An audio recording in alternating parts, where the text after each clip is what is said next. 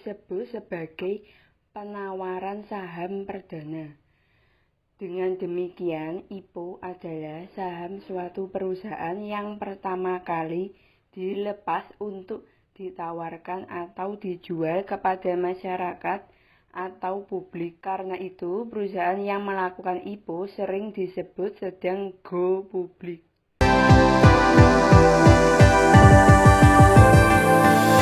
Tujuan IPO. 1. Fundraising. Sebuah perusahaan melaksanakan IPO bisa dilakukan dengan tujuan utama memperoleh dana murah dan cepat dari pasar modal atau bursa efek. 2. Strategic listing. Perusahaan melaksanakan IPO untuk tujuan utama dalam rangka memperoleh status sebagai perusahaan terdaftar di bursa efek. 3. Public company. Perusahaan yang melakukan IPO adalah perusahaan yang bertujuan untuk menjadi perusahaan publik untuk memperoleh keuntungan seperti bantuan dana.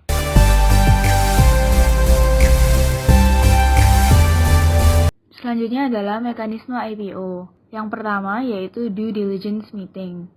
Due diligence meeting adalah kegiatan di mana perusahaan mengagendakan pertemuan bersama emiten atau pemilik perusahaan dan saham. Dalam rapat ini, pihak yang harus menghadiri meliputi pemilik saham, perusahaan sekuritas, penilai aset perusahaan, konsultan hukum, serta auditor independen. Langkah kedua yaitu public expose and roadshow. Pada langkah ini, perusahaan melakukan presentasi mengenai prediksi perkembangan serta pertumbuhan perusahaan di waktu yang akan datang kepada para calon investornya, agar investor menjadi lebih tertarik untuk menanamkan modalnya ke perusahaan tersebut. Yang ketiga, book building. Maksud dari mekanisme ini adalah investor yang berminat memiliki sebagian saham perusahaan tersebut akan melakukan penawaran. Penawaran tentang saham tersebut bisa perihal harga maupun jumlah saham yang akan dibeli nantinya. Yang keempat, menentukan harga jual.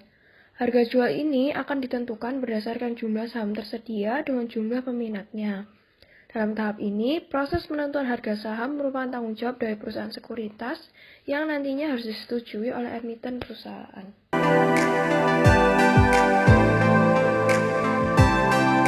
Keuntungan atau kelebihan yang didapat jika perusahaan IPO yaitu sebagai berikut. 1.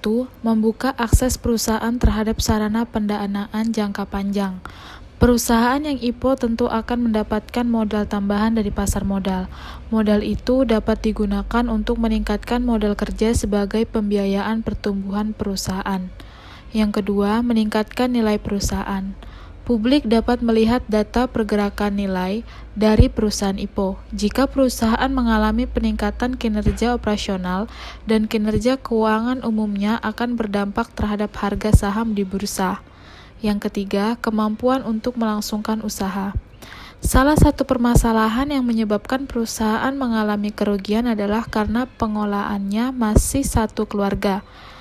Ketika keluarga mengalami perpecahan, tentu akan berdampak terhadap perusahaan. Dengan menjadi perusahaan IPO, maka setiap keluarga dapat memiliki saham perusahaan sesuai porsinya masing-masing. Meningkatkan image perusahaan. Perusahaan yang mencatatkan saham di Bursa Efek Indonesia, informasi dan berita tentang perusahaan akan diliput oleh media, penyedia data dan analisis di perusahaan sekuritas.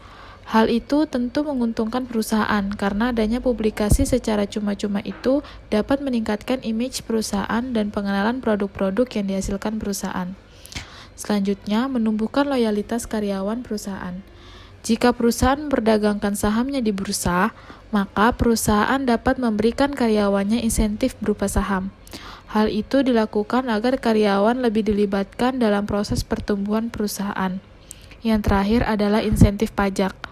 Berdasarkan Peraturan Pemerintah Nomor 56 Tahun 2015 tentang perubahan atas Peraturan Nomor 77 Tahun 2013 tentang penurunan tarif pajak penghasilan bagi wajib pajak badan dalam negeri yang berbentuk perseroan terbuka, wajib pajak badan dalam negeri yang berbentuk perseroan terbuka memperoleh penurunan pajak penghasilan atau PPh sebesar 5%.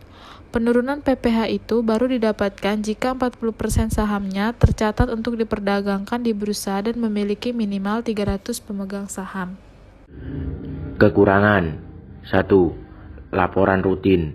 Setiap perusahaan yang go public secara periodik harus membuat laporan kepada Bursa Efek Indonesia.